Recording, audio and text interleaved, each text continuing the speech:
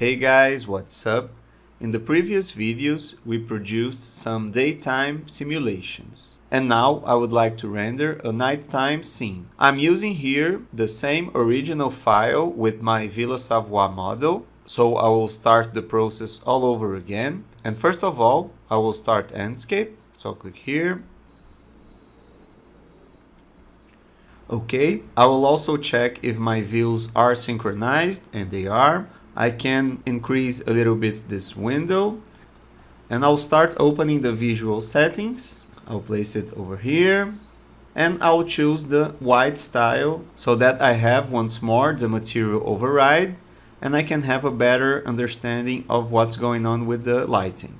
And normally, when I set up nighttime simulations, I try to explore some nice blue tones. So if we take a look at some references, we can notice that normally in nighttime, we still have a blue sky. And of course, we don't have the projection of the sun. So we have a very blue shadow. And in most cases, we have very interesting artificial lights producing a nice contrast between yellow and blue. So usually when I set up my scenes, I try to use artificial lights, but I try to keep this blue tone in the shadows. And the procedure to render nighttime images is very similar to the previous ones. So first of all, I will close this window here.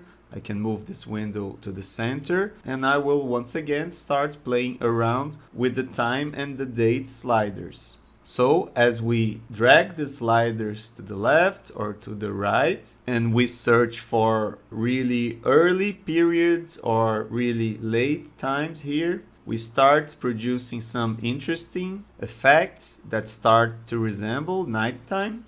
We can also play around here with the date until we find some interesting results. And aside from dragging the sliders, we can also type the values of the time right here. So for example, if I type 3 in the morning, of course, we will have a very dark scene. So this is also one way to reach a nice effect. And after playing around with the slider and also testing some values here, I finally reached a nice image with the blue tone that I was looking for. And I actually used this combination here of values. So you can try something similar if you like. But of course the image is too bright. So the next step here is to open the visual settings and continue the edition there. So I'll click here. I'll rearrange my layout, and one first procedure here would be to change the exposure. So if we move the slider to the right, the image gets brighter, so I will move to the opposite side until I get a darker result. So maybe something around 20 or 30%. We will start to get a more interesting image. I think it's quite okay. We can also explore the other tabs. For example, here in image, we could increase the saturation if we would like to make this blue tone even more powerful. So maybe I can increase just a little bit.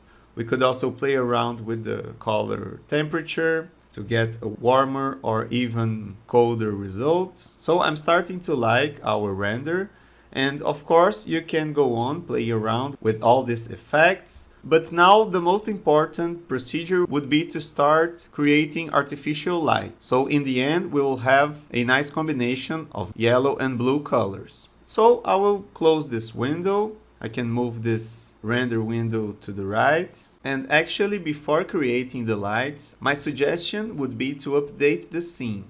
So we can right click up here, choose the option Update. So now the information about the time and date is saved. And if we by chance make any changes in the camera view, for example, and we click here in the scene, we go back to this view with the correct time and date parameters. I would also suggest, since we are still not working with the view management, to save the file with a different name. For example, we can save it as Villa Savoye Night, so that we have these parameters saved in a specific file, different from the previous one. So now I can create the artificial lights, and to create lights here in Enscape, we have to click up here in the Enscape objects. And here you can see that we have different kinds of light, and I will use this sphere one, which is a very simple light. So I'll click here. And to place the sphere light in the scene, I have to click twice. So I will click here once, and then we can choose actually where the light will be placed. So I will just click once again a little bit up in the blue axis. Okay, and we can see the result here. We could change the intensity up here, but I think it's quite okay. So I will basically close this window here. I will also decrease a little bit the size of my render. So now I can select this light and I can use the move tool to place it wherever I want. And I will basically move around my model and try these lights in different positions to see the effects. I can put this light up here as if it were inside the Villa Savoye model. Of course, I am not following the original project here. I'm just testing the lights, and we can already see a nice effect here. And now, using my Ctrl key, I can make copies. Can maybe place another light here along the red axis. I can go on with my Ctrl key making copies so that I have more lights inside the Villa Savoye model. I'll maybe place a last one in the other side. Okay, maybe I can also place a light down here in the ground floor. So maybe I can put one here. I can then make a copy and place another one in the other side. And actually, I think that we've reached an interesting result with a nice blue tone and some interesting artificial lights here.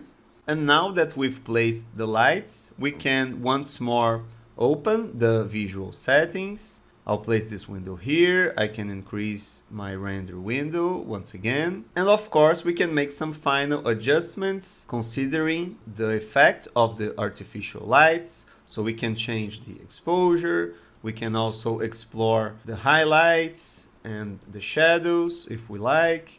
We can play with the saturation once again and the color temperature. So feel free to make the adjustments that you like. And my suggestion would be to go to the Sky tab and change this white ground to the forest one. So now we have a background similar to the previous simulations, and this is very important. And the most important thing here that we should do is to go back to the main tab and change our style to none. So now we can see the final result with the blue skylight and the artificial lights, and we can make the final adjustments considering the final render. So we could, for example, change a little bit the exposure and once again play with the highlights and the shadows.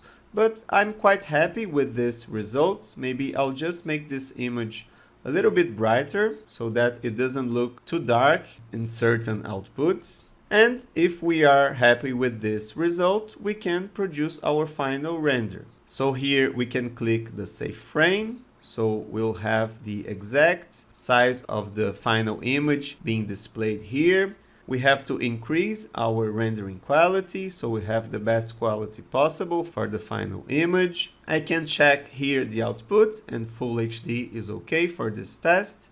And basically now I just have to hit the screenshot button up here. I will save this image as nighttime simulation. Okay, I'll choose the JPEG extension once again, and I will save it in my computer. So now, just after a few seconds, we have our final nighttime simulation. And of course, would be interesting to make the artificial light warmer and maybe make some other adjustments to the skylight. But for now, I'm quite happy with this result. And in the following video, I will show you how we can organize better our file using the view management so that we can have different simulations in one same file, which would be a very nice way of working with Enscape.